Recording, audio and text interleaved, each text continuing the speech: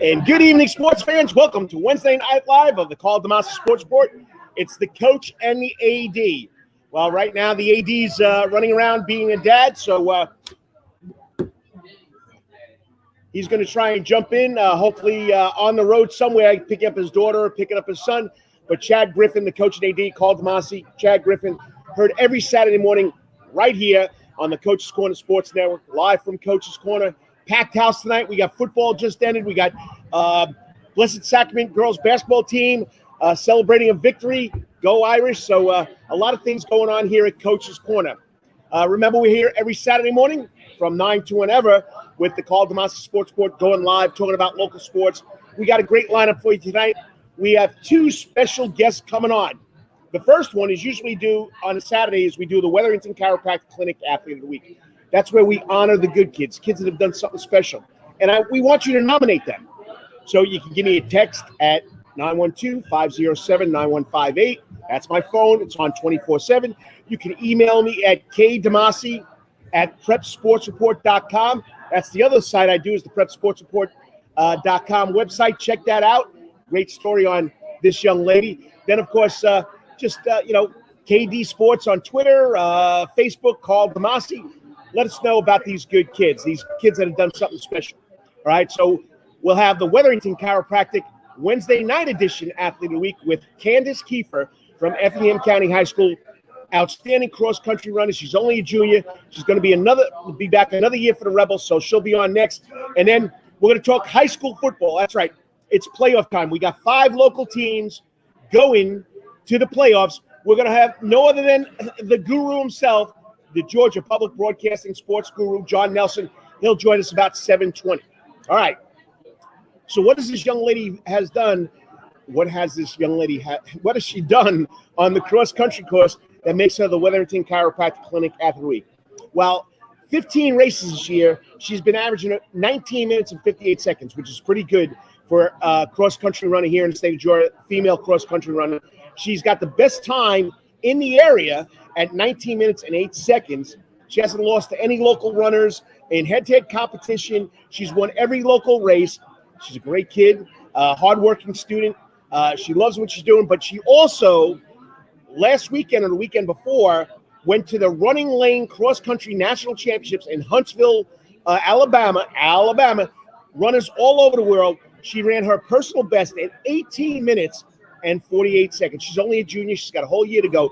Joining us now live on the Coach's Corner hot seat is from Effingham County High School, junior cross-country runner, this week's Wetherington Chiropractic Clinic Athlete of the Week, Candace Kieffer. Candace, thanks for coming on. Thank you for inviting me. Hey, you've done a lot of outstanding things. I know I always search for other sports than just football, basketball, and baseball, or the top sports, soccer.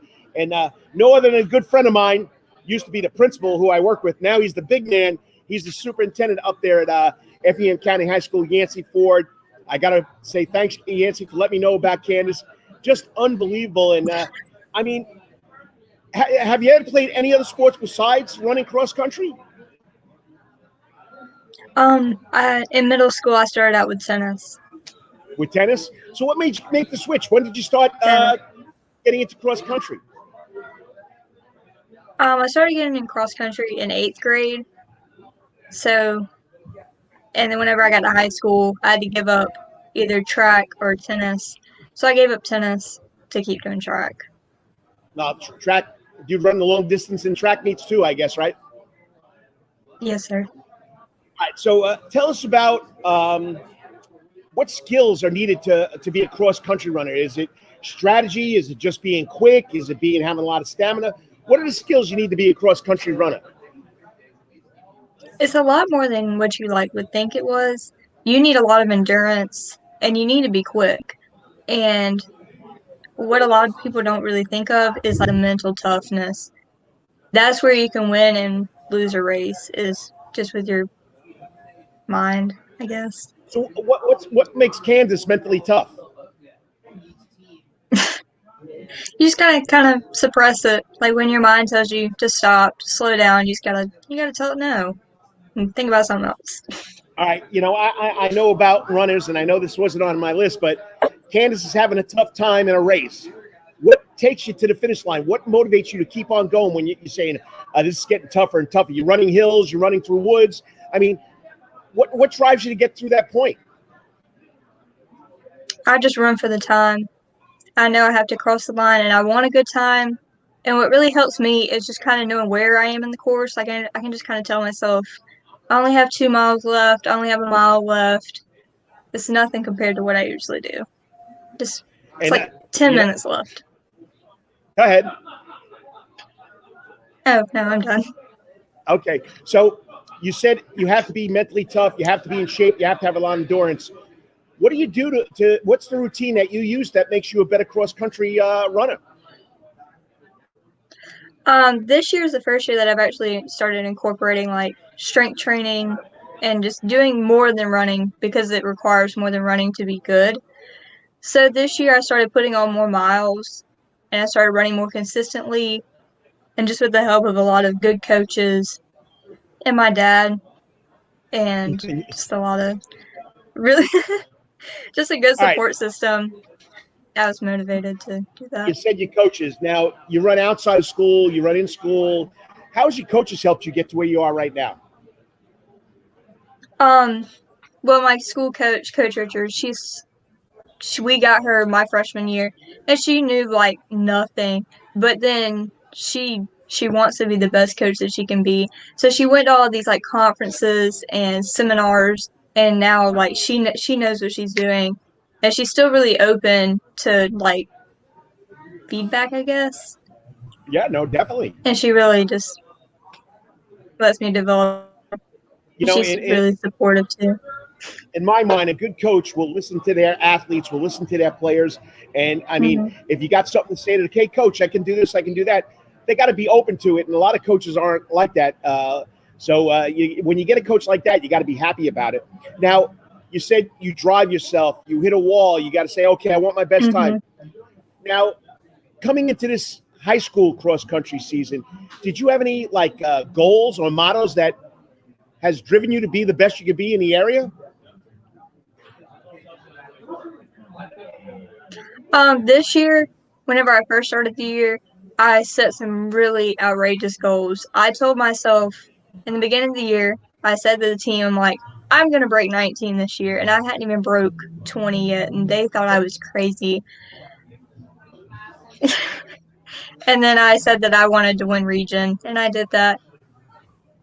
And I just knew that this season, if I did not work hard, everybody's going to work harder than me. Like, Kendall, you had her like a week ago, and Reese, Savannah, Cheyenne, and Megan. I know that they will beat me if I don't work. So you got to outwork your opponent. You got to work at it really hard. So COVID-19, did you think you're going to finish the season running cross-country season, high school cross-country season with the COVID-19 pandemic? What was that like for cross-country athletes? It was kind of different during the summer because we usually get together and run in like bigger groups, but we were kind of told not to run in big groups. So I had 3 boy teammates that I ran with almost every single day over the summer, and they helped me so much. I had to work to run with them, and whenever I didn't want to work, they pushed me, and I probably owe my season to those boys. And then whenever we got back to like the season at the school, we were just told to socially distance. So that was different, and the mask at meets and stuff was very different too. It's tough. Did you have to run any meets with the mask on? No, sir. Thank goodness. That's I good. would have suffocated. And you're watching Wednesday Night Live with the Karl DeMasi Sports Report. It's usually the coach and AD. The AD is taking care of some family matters. He's going to try and jump on. I'm talking to the Wetherington Chiropractic Clinic Athlete of the Week, Wednesday Night Athlete of the Week, Candace Kieffer from Effingham County High School. She's a cross-country runner, only a junior. So you just said you had boys pushing you. How would you sum up this year? I know you went to state. You didn't run your best, but you finished it. But then you come back a week later. You go to this running lane national championships, and you break 19. You break 19 minutes. You run 18:48. Sum up how the season's been going for you.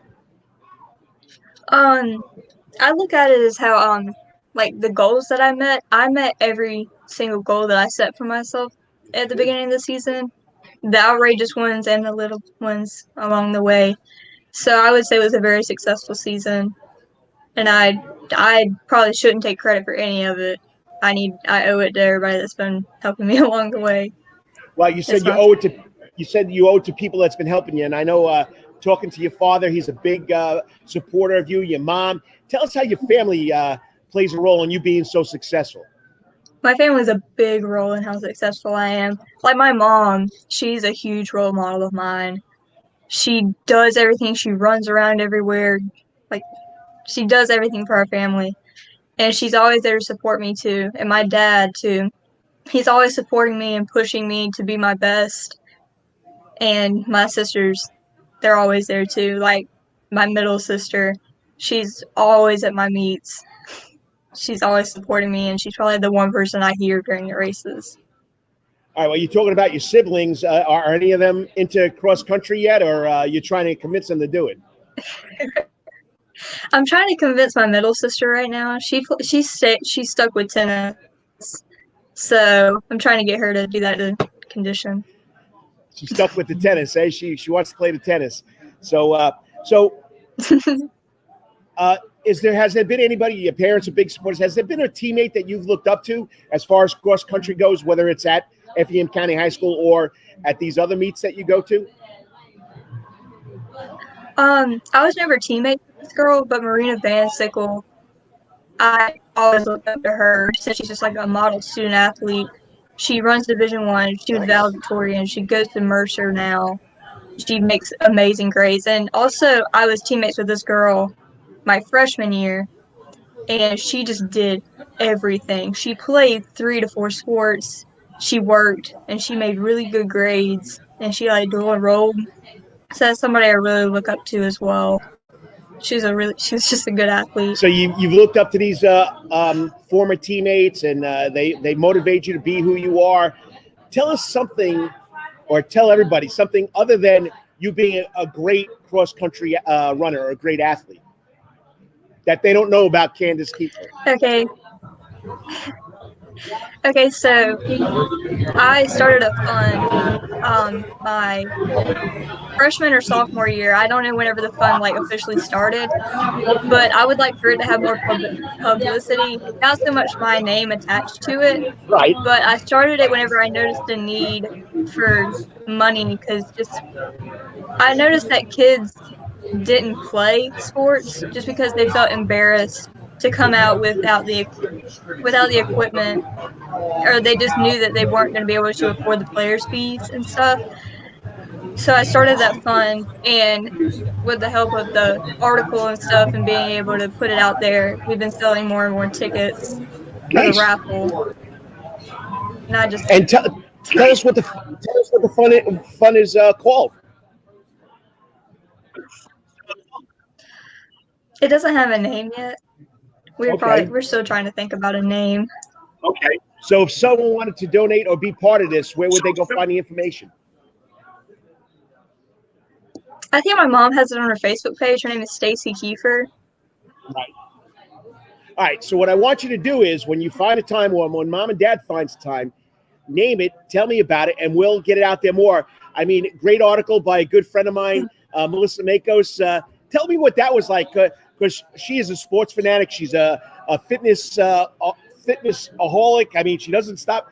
Tell us about Melissa and how she talked to you about sports and female athletes. I love talking to Melissa. She is so nice, and I love the article that she put out. It's probably my favorite article that anybody's ever written about me. She's a really good writer. Well, something to tell you about Melissa. She was a former sportscaster here in Savannah, Georgia. She went to school to be a journalism major. She went there. She came back. She came back to Savannah. She was on TV, WTOC, and then she decided to jump into being a teacher. And what is she? An English teacher. So she has a little experience at everything that she did with you. And I mean, just a great article. You want to check it out, go to the prepsportsreport.com, go to the Effingham County High School page, and you can see the article that Melissa wrote about Candace. Great job. And like Candace says, she has a charity that she's collecting funds for to help other students at Effingham County High School who don't have the money or the equipment that they need to play a sport. Hats off to you, Candace. That's a great charity. I mean, you can't do anything better than to give to your fellow classmates. Thank you. And speaking about Effingham County High School, tell us about what it's like going there and being a rebel. I love my teammates and my classmates and my teachers. Oh my gosh, they're so flexible with all the school that I miss because of meets and stuff. And they're really it's definitely a place I'm going to miss whenever I graduate. You still got a year to go yet. So as far as cross country, I know I had a typo in the little question I sent you, but what is your favorite memory about running or being a cross country member at Effingham County High School? Of course, I like the breaking all the records and stuff, but probably my favorite memories are the ones just with my teammates when we go on runs together. So, let me think of one. I remember during track season, we finished our run early, and we couldn't leave until 5:30. So we went back in the woods, and we were just messing around, and that's probably my favorite time. Being with your teammates. Candace, this is Coach Griffin, the athletic director, Hi. the AD. Coach Griffin, this is Candace Kieffer, cross-country runner at Effingham County High School, owns the best time in the area for any female. Anything you want to ask her? Well, I mean, I know you've covered a lot of topics that we normally cover. So, Candace, I'm sure one thing I usually ask is, if you had to give advice to a younger version of yourself or younger runners, what advice would you give them to as they're aspiring to be, like you, hey, you want to get to this place, you want to get here. What are some things you got to do? If you had to go back and give advice to a younger version of yourself, what would that be? I would probably tell a younger athlete or a younger version of myself to just keep working hard because the hard work is going to pay off. It may not be tomorrow or next week, but it will pay off eventually. You will run fast eventually. And something that really helps with just working hard every single day is staying in love with it. You need to stay in love with what you do because it'll help a lot. Great advice, Candace. Great advice. And you got Coach, great. Well, AD, Coach, whatever you want me to call you, Chad. Great. That's the one question we haven't got to. And to wrap this up, Candace, any college offers yet? Any aspirations to go to college and be a cross-country runner? I do want to run in college, but I've been kind of like informally emailing. Nothing really serious yet. Well, you got to get your name out there. And with that 18:48 at the national race, pretty impressive. When you found out you ran 18:48, what was your reaction? I was running down the straightaway, and I saw the big red numbers on the clock, and I was like, I'm going to run 18. And I remember just crossing the line, and I was laughing, and I was smiling, and I was crying. It was a lot. It was really... Well, it's something to be proud of. And when you break that 19-minute mark now, your goal for next year is to break 17, right? That's hard, but hopefully that'd be good. Hey, you're getting closer every year, but once again, you deserve it. I mean, great, outstanding student athlete from what I hear. Keep up the great work. I'm glad you can make it on. I'm glad Mr. Ford or Dr. Ford got in touch with me, but once again, I'm glad we can make it. So this weekend, where are you running to? I'm running in the AAU Nationals in Tallahassee. Well, best of luck. Go show them that we can run here down in the southeast part of Georgia. And once again, keep up the great work. And next year, when you get that scholarship, make sure you're right here with the coach and the AD, telling everybody where you're going to go. All right. Thank you. Thanks, Candace. Congratulations. Awesome job. Thank you. I mean, Chad, just a great student athlete. You can tell by her attitude and starting a fund. And you weren't here for this. She has started a fund at Effingham County High School. Hold it, Chad. It's getting loud in here. It's packed house.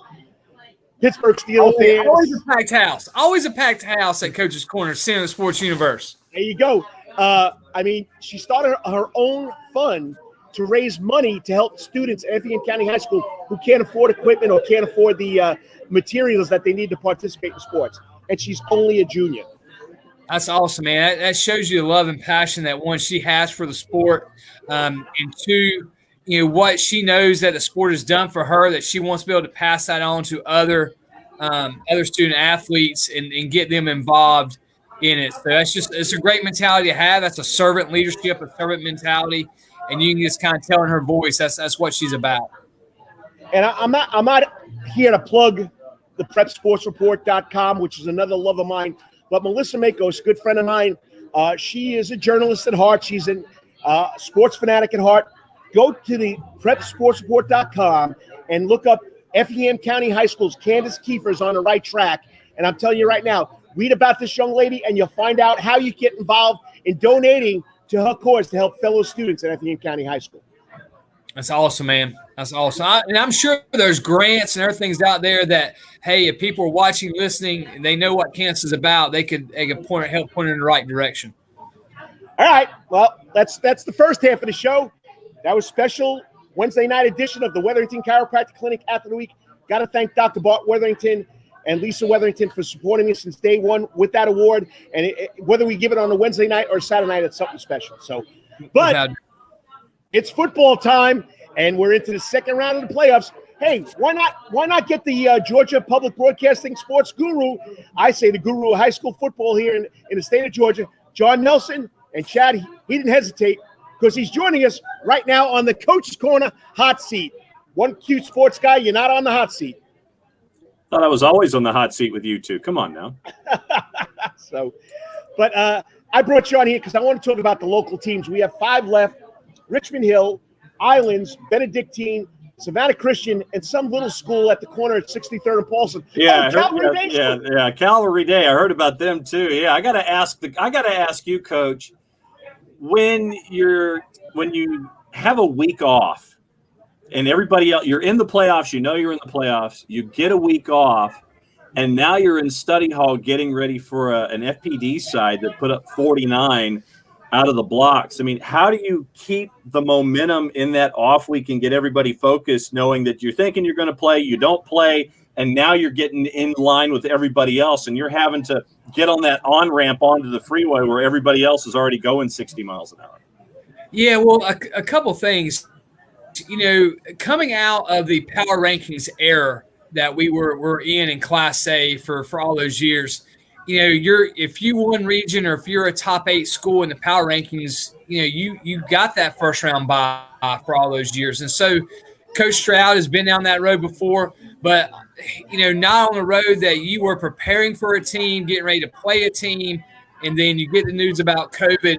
And we met as a coaching staff. We told our coaches, then we went right out into the players and said, listen, we can either take this as a negative or we take it as a positive and work on us getting better for the next 2 or 3 days as we refocus on FPD and then start focusing on them. So, I think for a lot of it, hey, this time of year, John, you're never fully healthy as a football player. And so it allowed us to get a little bit more healthy.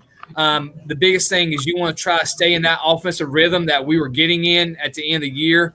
And I think that's the biggest thing going forward is, hey, can we come out Friday night at FPD and be in an offensive rhythm? You get that extra 4 days prepared that you would normally not have for an opponent. So hopefully that'll be helpful. But, yeah, getting on that on-ramp now. But, listen, it's like BC a little bit. It's not a month off, but you're so ready to play at this point in the season.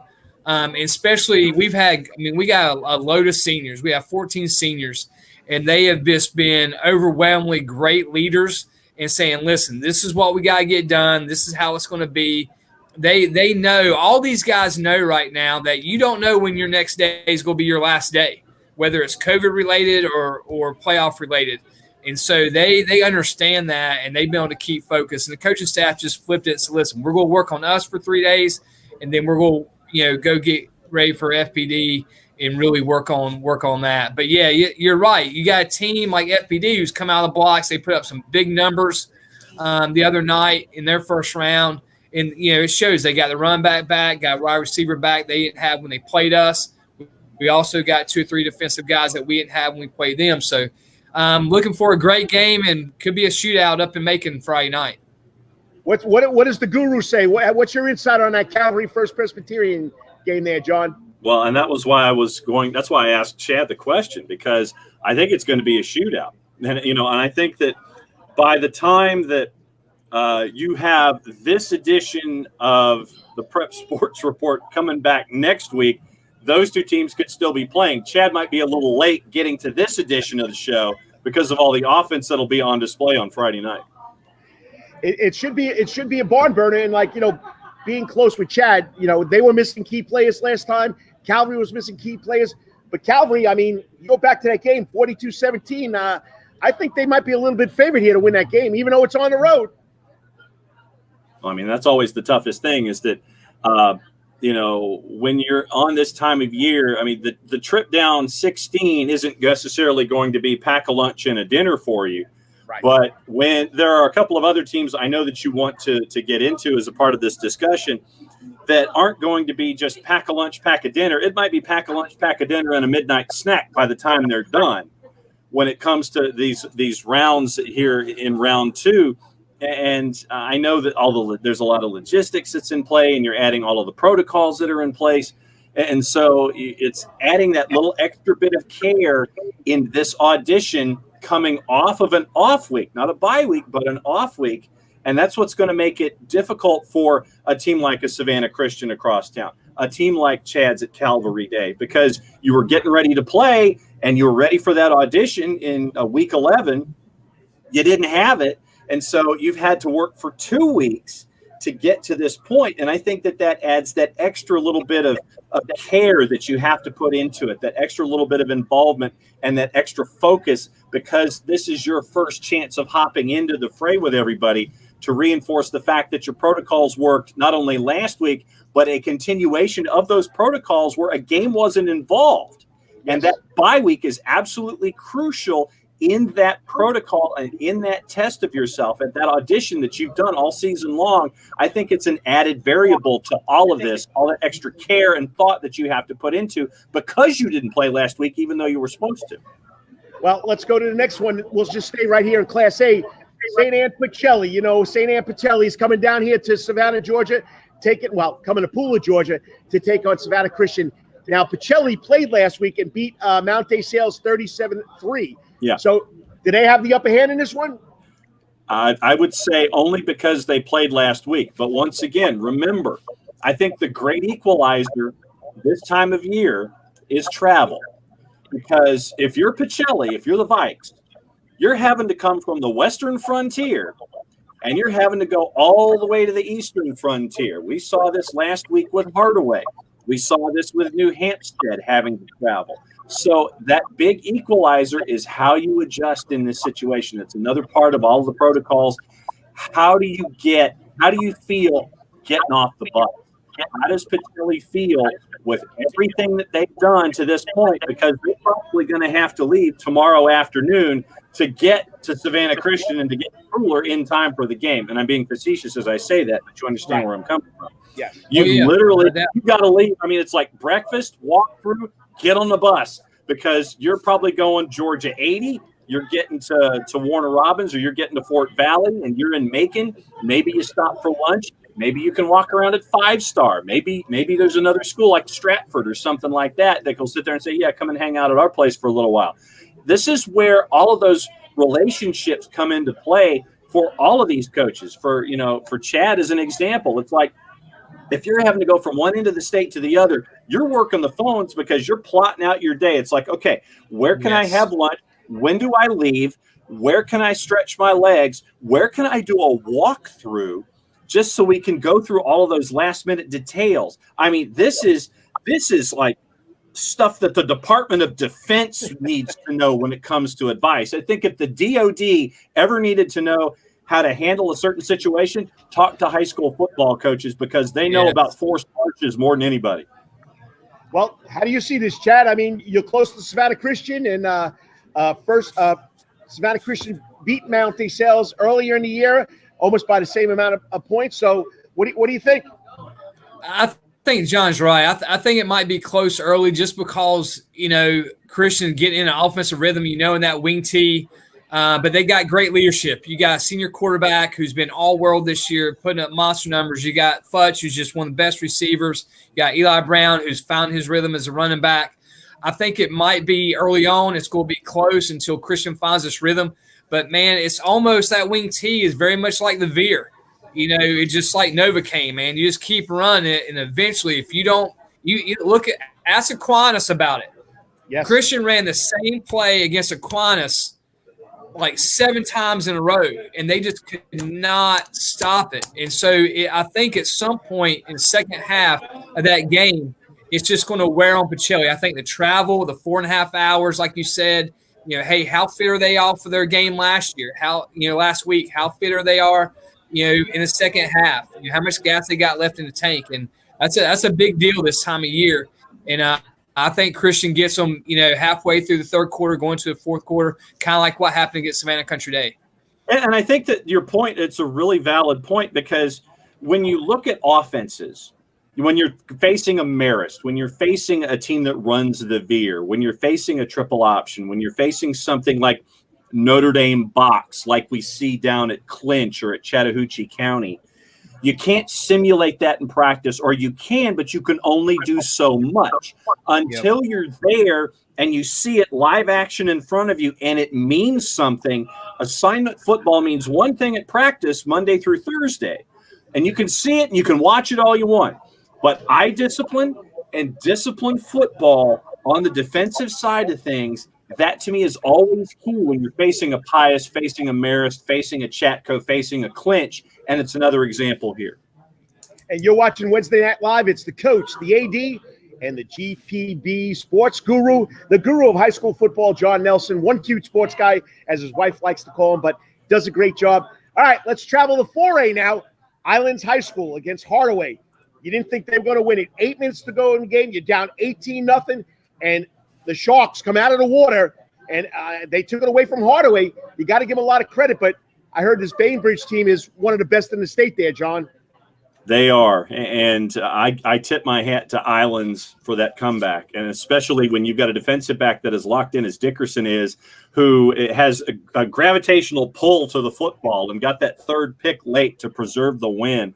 I give Islands a boatload of credit, and I think that once again, what we talked about earlier about fatigue, third and fourth quarter, does it get to you? You can get out to that hot start, but can you hang on? Because you came from Columbus and you had to go all the way to Savannah to play a football game on a Saturday when you were thinking we were going to play on a Friday. Then everything gets changed. How do you respond? Okay, I have an extra day here. How do I respond getting off the bus when I thought I had my plan in place as a student athlete, as everything as a coach?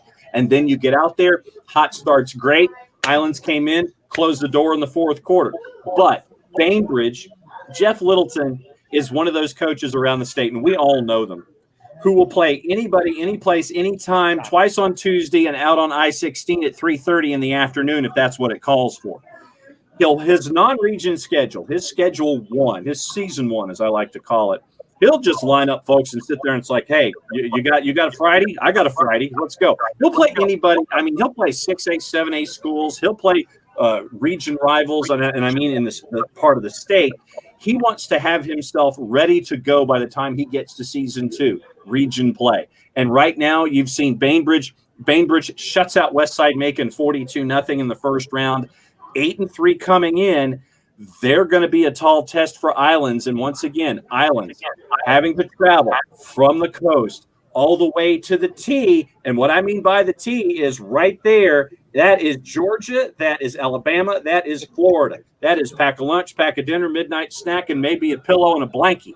It is going to be one of the toughest tests that Islands has had in their young football career, because you're going into one of the great environments in the state against a very tough team that has won state championships in very recent history. So this is going to be a tall order for Islands hopping off the bus when they go to Bainbridge. John, talk about, you said that the environment at Bainbridge. You've been all around the state this year. Different places have different protocols on, attendance. What do you expect that Islands is going to see down at Bainbridge Friday night? I don't know what the percentages are when it comes to folks in the stands, But I will say this, and I can take it from the atmosphere of pre-COVID-19 and protocols and all this kind of stuff. When you go to Bainbridge, it's electric. And I mean, that honestly it's a word that I can use with a lot of towns, and I can specifically use it in this case. The folks in Bainbridge love their Bearcats. They love their high school football. They have a tremendous amount of respect for their region rivals, for folks who come and visit, and because they want to show themselves off to the rest of the state as a place that cares not only about its town, about its team, about its school, about its student athletes, but about anyone who wants to come to Bainbridge. And so it'll be a unique experience. It will be an intense experience. And it will be one of those experiences, I think, that if you're a student athlete from Islands, one that you won't forget just because of how electric it really can be. Well, I'm going to tell you both this story, okay? I arrived here in Savannah, Georgia in 1995. I was the head girls coach at Jenkins High School basketball coach, and I was the head JV coach for the football team. Our first road game was to Cairo, Georgia. Now, here you go. You got this Yankee coming from Long Island, New York, where high school football was played on a Saturday. You're lucky if you got 1,000 people in the stands. We're driving through Cairo, Georgia. There's nobody out in the streets. So I turned to the other guy that's sitting next to me, whose name is Al Pellegrino, who's the head coach over at Shore High School now. I said, Al, what's going on here? He says, wait till we get to the stadium. Chad, we get to the stadium. John, we get to the stadium. Electricity. The whole town is there. Yeah. We had a quarter of the stands on the visitor side because there were so many people there from the town. Mm-hmm. And I've never experienced high school football like that because it's so different on Long Island, New York. Now, what's in upstate New York is like what you get here in Georgia. But I'm telling you, I hope my guys at Islands are prepared to something like that because there's nothing like it. And I still get goosebumps thinking about that whole game, that whole night. It's something you never forget because you're not used to something like that. No, you're not. And it's really fun to go into these environments on Football Fridays. And I know that Cairo gets to come and visit you, gets to go and visit Benedictine this week. And that's, once again, however many folks from Cairo can make the trip, are allowed to make the trip, can be at Benedictine for this game, which should be a shootout between the syrup makers and BC. You will see a group of folks, much like we talked about with Bainbridge, much like you've seen with Cairo. Anybody who's allowed to come to Cairo, from Cairo to Benedictine for this game, it's going to be a great look. And I will say this, and I will continue to say this throughout the playoffs. If you don't have a vested interest and you're just looking for something to do on a Friday night, on a Thursday or a Saturday, depending on when these games are, if you have the chance, go and see a game like Cairo and Benedictine. If it doesn't matter where you are. If you can go to Pooler, see Savannah Christian. If they can go and Chad, catch a home game with you, those kinds of things down the line. Do that so you can see what this year specifically has meant to each and every school, to each and every coach, to each and every athletic director, to each and every student athlete that has invested their time, has invested a lot of time, and it hasn't always been at school. It's had to be at home. The dedication that it's taken to get to this particular point of the season has meant a lot to a lot of different folks. And if you have the chance to help invest in these student athletes, to invest in these schools, like I said, if you don't have a vested interest, go as a compassionate observer. Go and enjoy the game for what it is, because we've gotten to this point. And I know a lot of coaches that sit there and they go, I don't know if we would have gotten to this point if you'd asked me about it, a month or two ago. But the fact that we're here should be celebrated. Be careful when you do, but at the same time, invest and show your support for every town and every team that you can because of what we've been able to do this season. Well, John, talking about the Benedictine game, with Cairo, like break that down. I mean, you got some athletes on both sides of the ball there that are just D1, D1 level, all over the place. Do you think it's just going to be whoever has the ball last type deal? It's just one of those games. That's what I'm looking for. I'm looking for one stop. It is a lot of folks like your game, like what a lot of folks might be thinking about with Savannah Christian. It is going to be like this. It's going to be like, and I'm going to date myself by saying this. It's going to be like Pong. It's going to be back and forth, and it's going to be like tennis, and it's like arena football. I mean, with Troop and Benedictine last week, it was like this. It was back and forth the whole time, and it was that one stop that Benedictine made to win 42-35. Do not be surprised if you have the same kind of thing happen this week with Cairo and Benedictine. Steve Dvorsny, who's won a state title with Griffin, has been in Cairo the last handful of years, taking over for Tom Fallaw. They will come prepared. They will come prepared, and it will be a fun environment for a bunch of different reasons. One stop. That's what I'm looking for. Whoever gets that one stop, that's going to be the team that wins. It's going to be pretty interesting because both coaches, I believe, I don't know much about the Cairo coach, but we know Danny Britt believes in defense. But I'm telling you right now, I'm excited about it. And it's going to come down to the kickers, too. I know Nicholas Dillon from BC doesn't get a lot of credit. I know the kid from Cairo, Noah Jones, is signed with Georgia, right? So it's going to come down to the foot of the kicker, I think. That's what it's going to come down to in a big-time pressure game. No kidding. And the weather forecast, at least for me, I don't know what it's like for you guys, but the weather forecast for me, standing outside at the reservation at Emory Sewell Stadium at North Cobb as Lowndes comes to town, it's going to be in the 40s and it's going to be rainy. I don't know what the weather's going to be like and how much of that carryover is going to be down there with you guys and what the temperatures are going to be. But kicking game and special teams in wet conditions, something else to keep an eye on. Well, it's going to be in the 50s, or it's going to be close to 50, and there's rain predicted for Friday night. It's going to be interesting. Yeah, same thing in Macon. As when the sun goes down, it's supposed to be high 40s, low 50s, probably more of the mid 40s type deal. Off and on rain. So hey, you go back to who can handle the ball, who can not have turnovers, and if you do have turnovers, not do it in a position that's going to kill you and give up points. I think that's big in these conditions. I remember 2 years ago when we lost to Athens Academy in the quarters. That was the coldest I think I've ever been. It was 34 degrees. It rained the whole time. Just 2 degrees, and we've been in snow where it was snow in other parts of the state. That night is freezing rain in Athens, and that's kind of what it came down to. It came down to special teams and a turnover. And I think that's what you're going to see probably around the state, like John's saying, that those environments, those other issues, not turning the ball over and someone making a defensive stop when they got to have it, that's going to be different in these games. So what do you think about Benedictine having those 4 weeks off, coming out and putting up 42 points, John? You knew that Danny was going to have them ready. And it's just you're simulating against yourself. You're challenging yourself in that time away. And then with all of that time where you want to hit somebody else, you want to get that playbook active on somebody else, it doesn't surprise me because we all know what Danny has been able to do at Benedictine over time. And once again, when you have an offense as electric as his, when you have a special teams that can turn a game on a dime with a kick return, those kinds of things are vital. And once again, special teams for me, especially the deeper you get into the playoffs, really can become important. But if there's any coach really that can shake off not playing for a month and getting ready out of the blocks, Danny Britt's definitely one of them.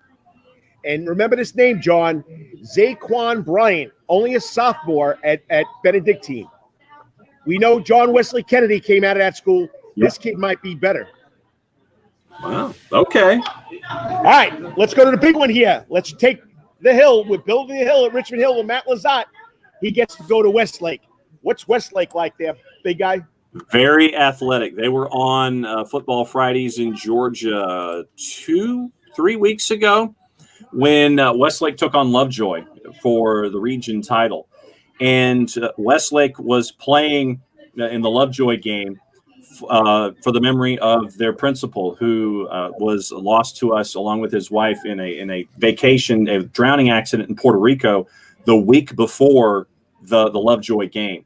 And ever since then, I mean, they've been a very good, very athletic football team, very, very speedy. Georgia Tech is clamping down on a couple of their seniors to try to bring them into the flats. Jeff Collins doing a very, very good job of keeping local talent home.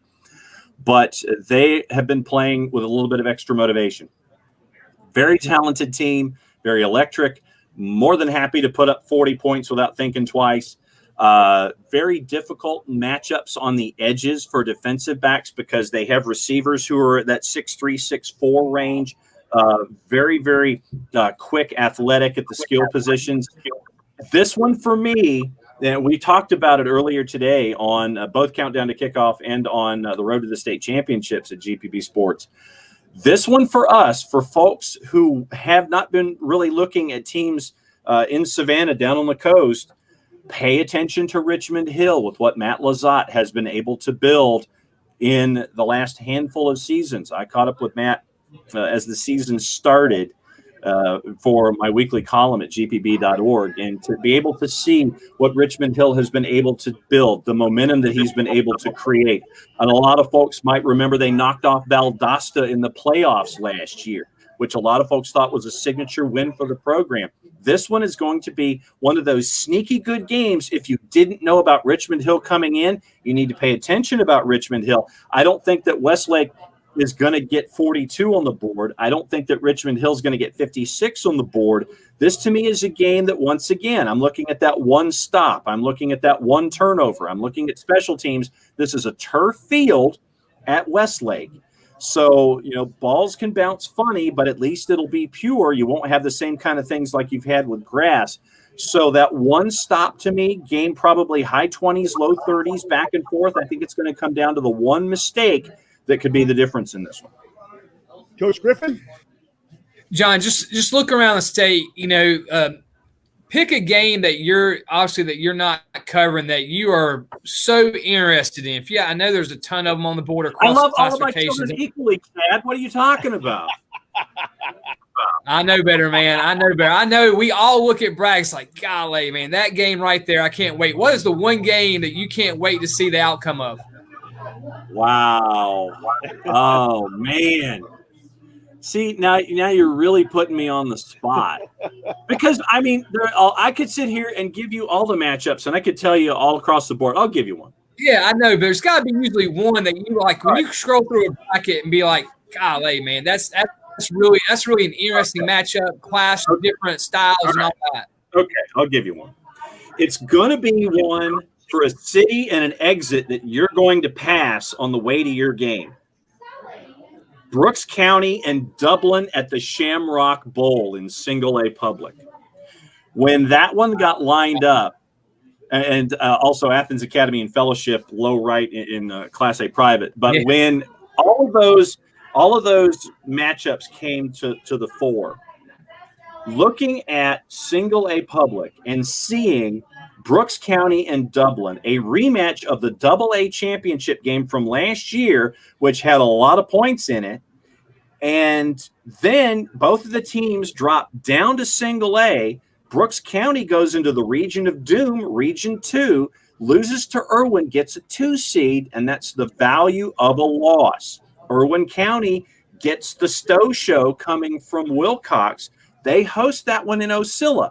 But since Brooks County lost, they have to go on the road to Dublin, who it took a while for everything to come to the fore because of graduation and things like that. They lost a lot of folks last year.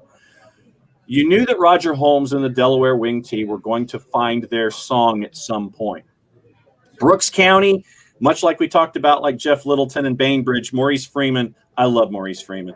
Bring the hammer every single day. I mean that literally and figuratively with that 10-pound sledge that he puts right there at the 50 to announce he's coming. One of the great men, and I mean that not just a great coach, but a great man for Georgia high school football. Yes. With Maurice, he's once again, any place, anytime, anywhere, twice on Tuesday, line him up and let's go.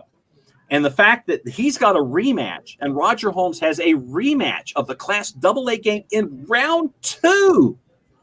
Are you kidding me? But once again, the value of a loss, and the rotation of the brackets this year and which regions square off against each other, that's just how it ended up. Brooks County and Dublin for me, that one gets underlined, exclamated, italicized, and bold-faced for me when the brackets came out. Well, this old ball coach, I'm wearing the old threads here. Maurice Freeman and the Brunswick Pirates had a lot of good games with him. Always a well-coached team. And, Maurice is a great guy. I had to go against Maurice, Jeff Herron, Jim Walsh, Tommy Brackett. I had to go against the good guys. Tim Adams starting that program over at Jenkins was a lot of fun coaching against those guys. Maurice is a class guy. He really is. Absolutely. Salt of the earth guy. And I got to catch up with him a couple weeks ago for a feature that we're going to run during the championships that ties to our relationship with the Governor's Office of Highway Safety. I don't know how many of you guys remember the BC3, the tragic accident that happened a handful of years ago. I think it's been 7 years. And we got to catch up with him about the BC3. And so that'll run during the championships. But you see how he carries himself and how he looks out for his student athletes and how he looks out for them, not just while they're under his charge from freshman to senior, but after the fact, but all the way through their lives, and how they always come back and how they're always influenced and how he can always be a part of their lives. Great guy. And, we talk about matchups, and this one really jumps off the page. All right, Chad, before he goes, you got to give him his 3 choices, favorite dishes for Thanksgiving. Let's see what he comes up with. Okay, Chad. All right. What's the hit me? All right. So, give me your 3 favorite dishes that you have. So, give me 2 sides and a dessert that you could not do without that you had Thanksgiving Day. Okay. All right. So let's go dessert first because that's just how I am. Key lime cake, not key lime pie. Yeah. Key lime cake. Where it is hold nice. What's the texture of the cake? Key lime it's a cake. Pie. Okay. It's a cake, but what it is it's vanilla on the inside. It's a vanilla cake on the inside, but the icing is key lime, and then the lime is also the separators amongst the quads on the inside of each of the slices. So nice. I'm either lemon meringue pie, key lime pie, or key lime cake in this case. And since key lime cake was the most recent one that we had this Thanksgiving, then that's what we'll go with. 2 sides, cranberry, but it's got to be out of the can. I'm old school that way. It's got to be out of the can if it's cranberry. And I'll go off the board here. One of the dishes that the boss made for me when we started dating was an old family recipe. It is referred to by her grandmother's name. So this is a 3rd-generation recipe in her family. It is a brown rice recipe named after her grandmother. It is white rice, 2 cans of beef consomme, and here's how old the recipe is. It's referred to as an entire stick of oleo. Oleo. It is not margarine or butter. It is not referred to as that. It is an entire stick of oleo. That's how Southern the grandmother was. What you do is you put all of that in a bowl. You heat it up. The stick dissipates into the rice. The beef consomme turns the white rice brown. And because I have become so addicted to this side, the boss will make it for me when we have meals at home. She will make an entire bowl of it, knowing full well that I will have it for lunch the next day by itself. So the 2 sides, cranberry out of the can and Stacey's brown rice. Those are the 2 sides. And what we did this year for tradition, we started some new traditions. For dinner, we had ham. But for lunch, what we did is brunch. And since it was not garnered from Coach's Corner, we went to, she wanted me to go to a place that is a house that is known for its waffles and their hash browns and other things. So I went to that particular location. I got 2 grilled cheese sandwiches on wheat bread and a triple order hash browns plain. the boss got a double order of hash browns with everything on it all the way through peppered. So it was scattered, smothered, covered, chunked, topped, and peppered. She goes all the way like that.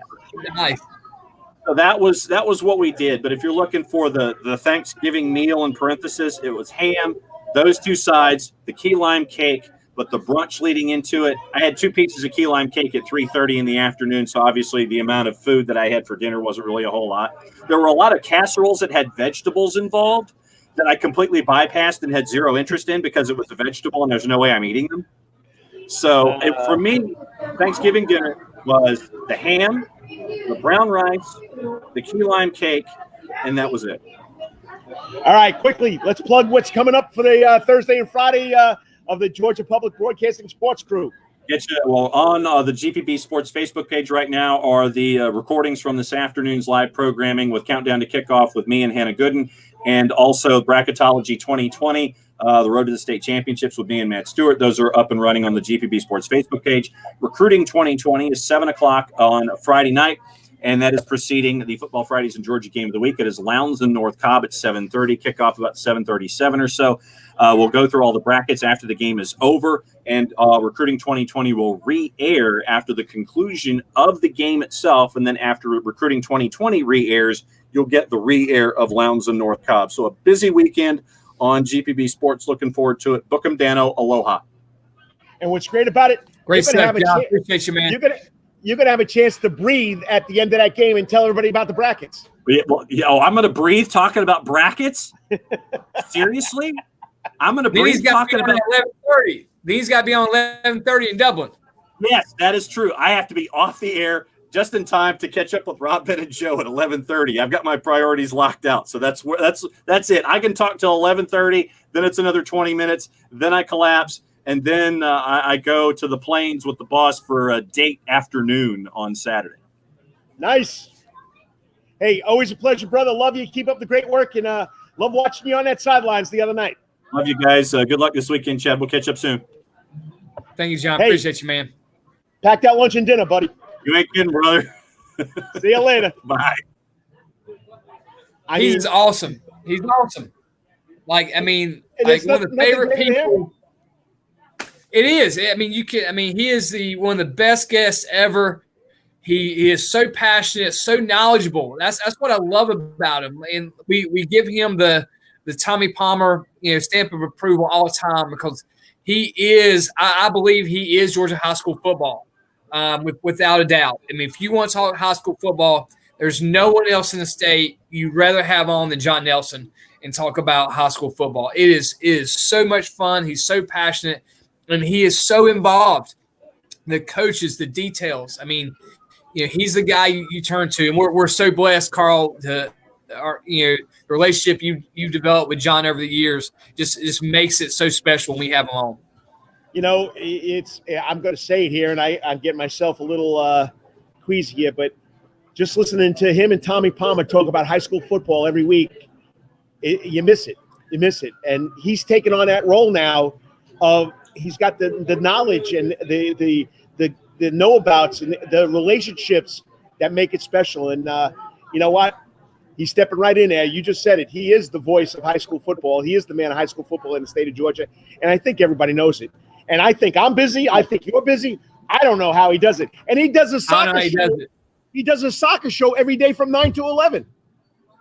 Yeah. So every day. Right. Every day. I hear you.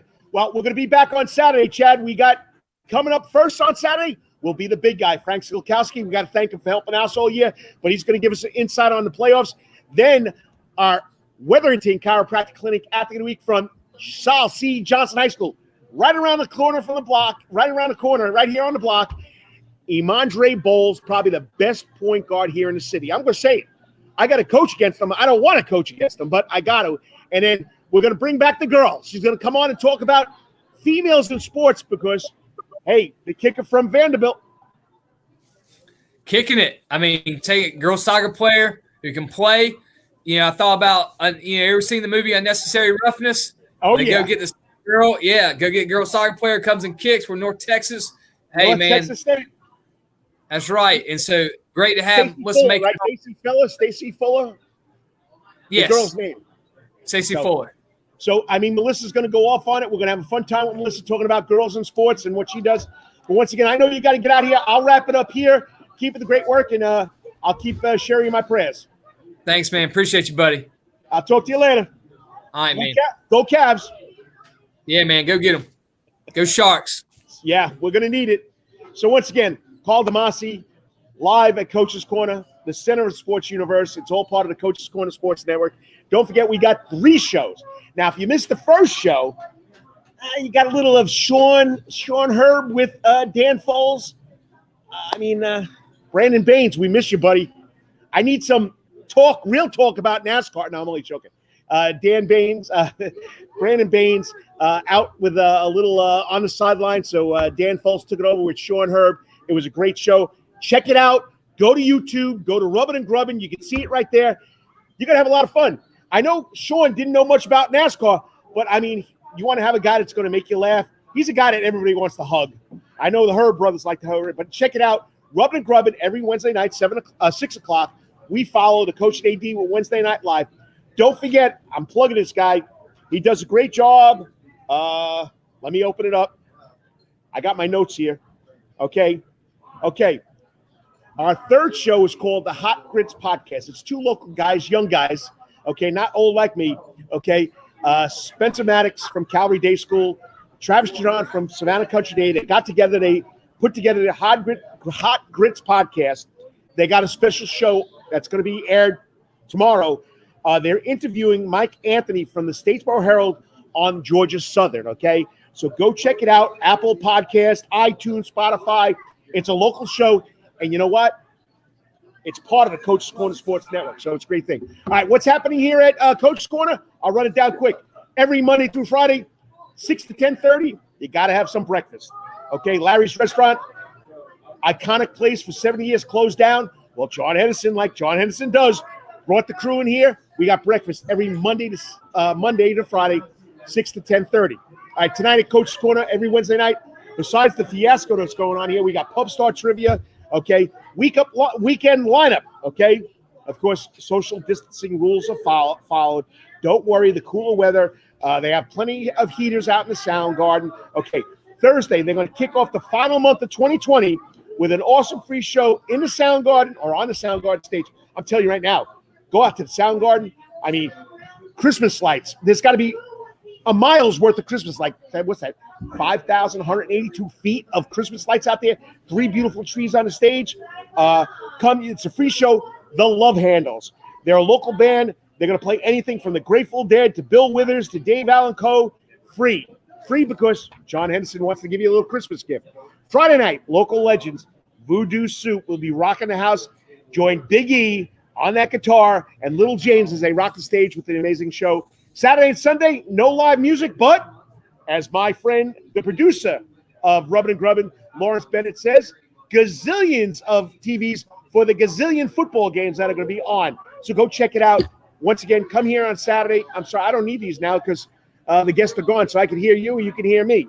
So once again, it's the Coach and AD. We'll be back Saturday morning with the big guy, Frank Salkowski, with the Wetherington Chiropractic Clinic Athlete Week from South C. Johnson High School, the best guard, one of the best guards here in the city, Amandre Bowles, and then, of course, the Coach of the Makos will reunite with the AD, Melissa Makos, coming on, talking about females in sports. Once again, God bless. Whatever you may be doing, my props are gone. Okay, wash those hands, wear the mask when you go into crowded places, social distance, and whatever you've been doing this week, hopefully you hit it out of the park. Until next week, hopefully it's been your greatest week ever. I'm out of here. I've said enough. Long show. Got to thank our Wetherington Chiropractic Clinic Athlete of the Week coming in here, Candace Kieffer. I'm going to put these shows up on Facebook just like the man does from GPS, John Nelson, for coming on and talking to local high school sports.